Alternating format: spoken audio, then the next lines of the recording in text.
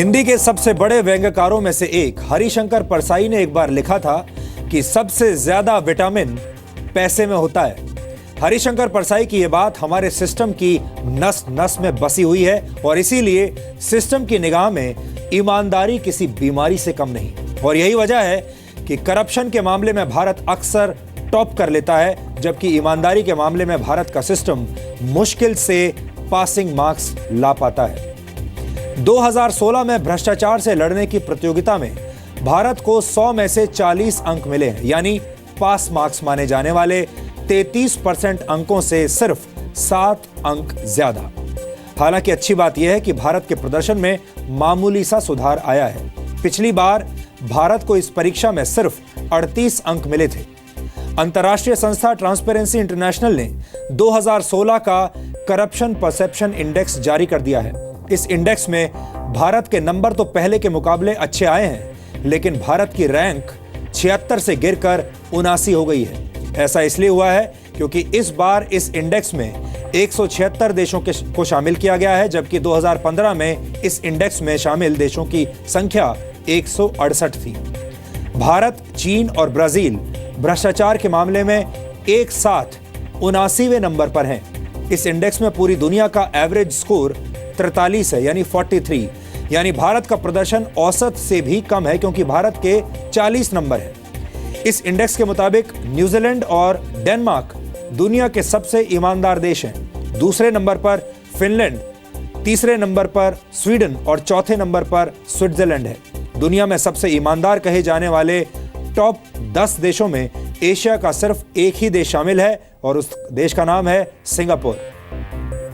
Singapore को corruption perception index में 7वीं rank मिली है। सोमालिया को दुनिया का सबसे भ्रष्ट देश माना गया है। इसके बाद दक्षिणी सूडान और नॉर्थ कोरिया का नंबर आता है। आपको बता दूं कि इस इंडेक्स में शामिल किसी भी देश को 100 में से 100 अंक नहीं मिले हैं। सबसे ईमानदार देश डेनमार्क और न्यूजीलैंड को भी 90 नंबर ही मिले हैं, यानी दुनिया का कोई भी देश खुद को भ्रष्टाचार से पूरी तरह से मुक्त नहीं कर पाया है। लेकिन आपको जानकर आज ये अफसोस होगा कि भारत के पड़ोसी देश अफगानिस्तान का प्रदर्शन भी हमारे देश से बेहतर है। अफगानिस्तान के स्कोर में पूरे 4 अंक की बढ़त हुई है, जबकि भारत का स्कोर सिर्फ 2 अंक बढ़ा है, यानी 2 पॉइंट्स बढ़े हैं। हालांकि अफगानिस्तान अब भी दुनिया के सबसे भ्रष्ट देशों में ही शामिल है। ट्रांसपेरेंसी इंटरनेशनल ने अपनी रिपोर्ट में भारत के संदर्भ में कहा है कि भ्रष्टाचार रोकने के मामले में भारत का खराब प्रदर्शन अब भी जारी है। भारत न तो छोटे मोटे भ्रष्टाचार को रोक पा रहा है और न ही बड़े बड़े घोटालों को। अशिक्षा, गरीबी और पुलिस द्वारा किए जाने वाला अत्याचार ये बताता है कि भारत की अर्थव्यवस्था तो बढ़ रही है, लेकिन साथ ही साथ असमानता भी बढ़ रही है। यानी पैसे तो आ रहे हैं, लेकिन अमीर और ज्यादा अमीर होते जा रहे हैं और गरीब पहले के जैसे ही गरीब हैं। हमारे देश को भ्रष्टाचार कैसे दीमक की तरह खा रहा है, इसे समझने के लिए अब मैं आपके सामने कुछ आंकड़े रखना चाहता हूं। भारत शायद दुनिया का पहला ऐसा देश होगा जहां बर्थ सर्टिफिकेट लेने के लिए भी घूस देनी पड़ती है।